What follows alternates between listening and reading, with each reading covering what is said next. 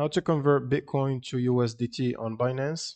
So first you will need to open up the Binance app and then search for the convert button. If you don't see it here, you can click on the search bar and search for convert. And then you can go to the functions tab and click on convert.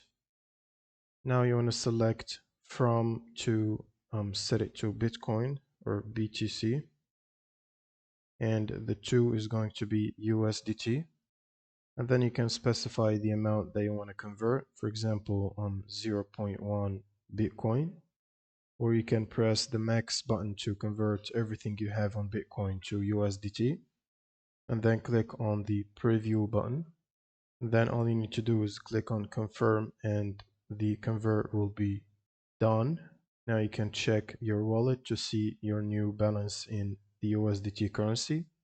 And that's pretty much it for this video. If you have any questions, leave them in the comments below and see you on the next one.